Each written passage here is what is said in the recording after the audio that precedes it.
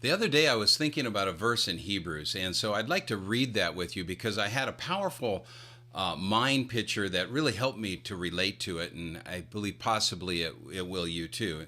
I have related to this teaching. I call it Entangled in Sin.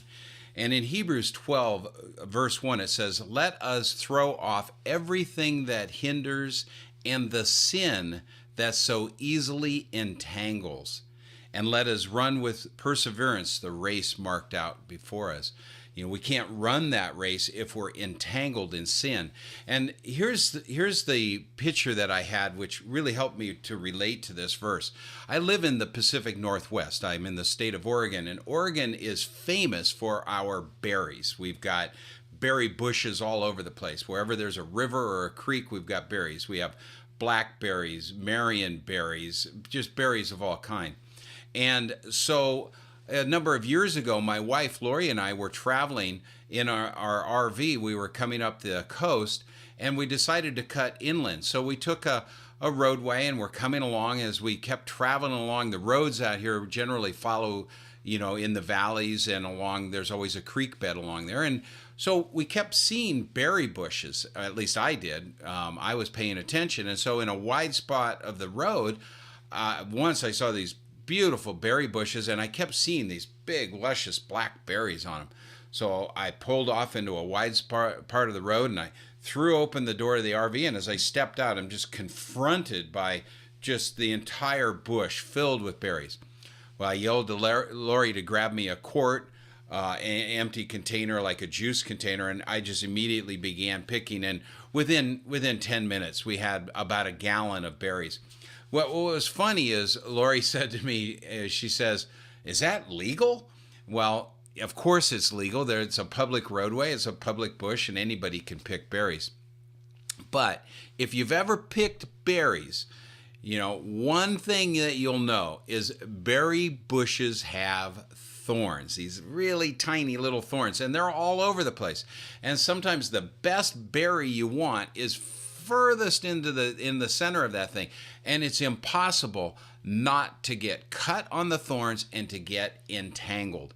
In fact, the very nature of a berry bush is that if you're in the bush and you're trying to pick the berries, that you're moving away from trying to pull away from one thorn and getting snagged on another. And no one in their right mind would ever try to cross 100-yard wide field of berry bushes. You'd come out looking like 1,000 ninjas had attacked you with their swords.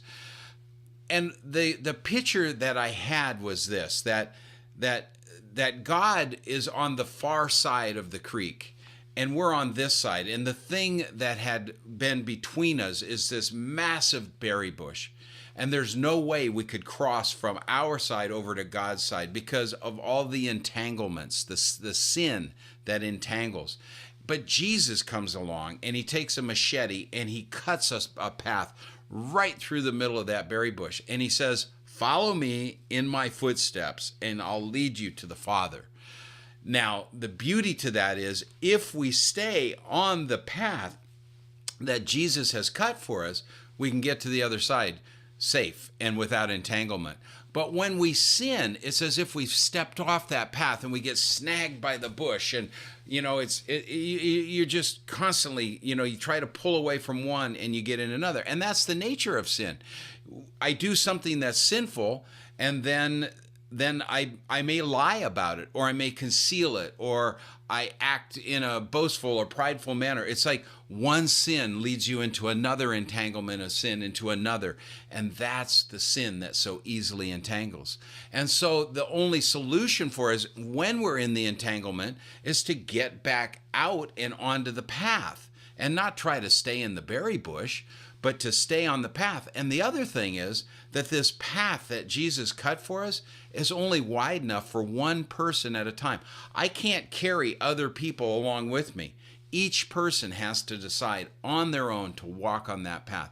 But the beauty is Jesus has cleared a path straight through the middle of the berry bush of sin, that sin that so easily entangles. And so if we keep our eyes on him and keep our feet on the path, then we will not fall into the sin that so easily entangles.